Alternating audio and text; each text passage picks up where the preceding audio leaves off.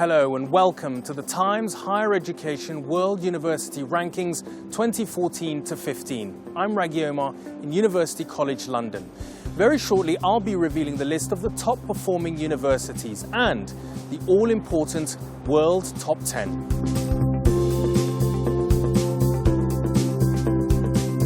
The THE rankings are closely watched across the world and are used by governments and university leaders to help shape strategy and by academics to inform career decisions.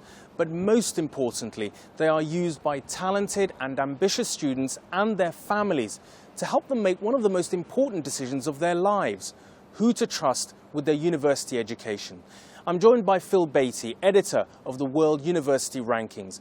Phil, why is the Times Higher Education World Rankings so special, and what makes it so important and popular for students and their families? Well, we've been producing a ranking now for more than a decade. This is the 11th annual edition.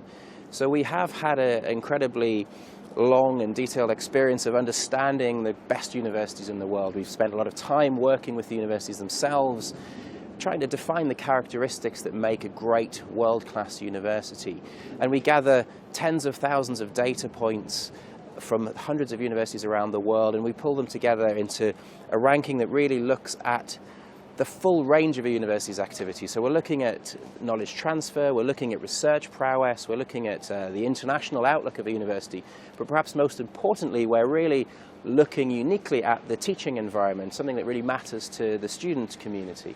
Why is it so important to students and so popular for them? Well, I think at the most basic level, students today are investing potentially tens of thousands of dollars in their education.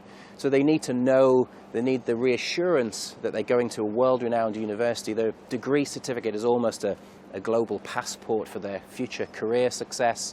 But we also really focus in on the things that matter to students when we create the ranking. So we're looking at the total resources of a university. We're looking at things like the faculty-student ratio.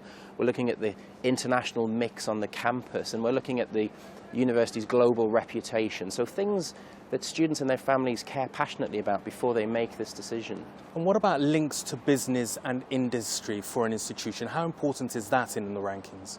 Yeah, we think we're the only ranking that actually looks at business links. It's an area we're looking to develop, but I think students need to know that universities have real-world links. You know, they can translate their laboratory work and their ideas from the classroom, from the laboratory, into the real world. And I think students and families want to know that universities are operating in an environment that puts them close to business, close to industry, close to employment. Before we get on to revealing the list of the top 10 universities, let's get a sense of the star performers around the different parts of the world. South America's number one is the University of Sao Paulo, but it doesn't make the top 200. That's right, USP is actually moving up. It has come very close to the prestigious top 200 list. It's in the 201 to 225 band. I think in Brazil there's a slight issue that the universities haven't internationalized as quickly as some of the competitor nations, some of the other advanced emerging economies. So there's a challenge there, but it's on the up, and it does have a very solid reputation for its teaching and research. So hopefully the signs are positive for USP. And Africa's top university is the University of Cape Town in South Africa? That's right, yeah. Cape Town has moved up again this year. It's in 124th place. I think its particular strength has been in its research impact. It has some real pockets of excellence, particularly in areas like astrophysics. They're doing incredible space research. Amazing. And what about the picture in Oceania? Well, it's a mixed picture. New Zealand hasn't done very well, but Australia has had a very, very solid year. The number one in Australia is the University of Melbourne. It's crept up one place into 33rd. And Melbourne is strong across the board, of course, but I think it has particular strengths in its international outlook. It has one of the highest scores for international outlook, and it's probably helped by the fact it has one of the world's most desirable cities as its location. Part of the world I'm particularly interested in, having lived there for a while, the Middle East. What's the picture there? It's mixed. I think a lot of Middle Eastern countries do have a lot more development to come. They're starting to invest in education very heavily, which is very exciting. If you include Turkey in the Middle East, the Middle Eastern Technical University in Ankara is actually doing very, very well. It's in 85th place. It rocketed up the rankings this year thanks to incredibly strong research impact. One part of the world that seems to be improving a lot each year is Asia. Where does it come in the Times higher education ranking? Well, Asia has been rising, particularly nations like Singapore, China, we're seeing success.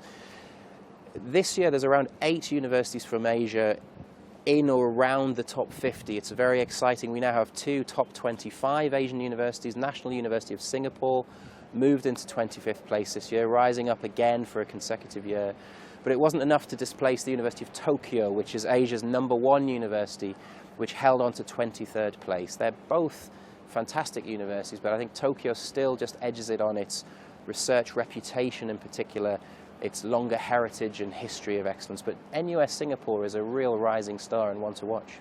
Phil, thank you very much for that very international picture. But the world's very best universities remain concentrated in Europe and particularly in the US, as we reveal the world's top 10 universities for 2014 to 15. There is no 10th place this year, as 2 institutions are tied in 9th. One of them is Yale University, which moves up to 9th from 11th last year, joining the world top 10 for the first time under Times Higher Education's current methodology. Joining Yale in joint 9th place is the UK's Imperial College London, up from 10th last year. In 8th place, holding its position from last year, is the University of California, Berkeley. A public university in San Francisco Bay, more than 20 of Berkeley's graduates have become Nobel laureates. In 7th, down 1 place from last year, is Princeton University. 11% of Princeton students are international. In 6th, slipping 1 place, is the Massachusetts Institute of Technology. MIT, also on the east coast of the US, obtained the highest possible score in the rankings for the impact of its research. In 5th place is the UK's University of Cambridge. Moving up 2 places from 7th, Cambridge is more than 8 centuries old, but is currently undergoing the greatest expansion in its history with a new science and technology campus. In 4th place is Stanford University. Stanford is based right in the heart of California's Silicon Valley, but it is just as renowned for its arts and social sciences as it is for its work in the technology sector.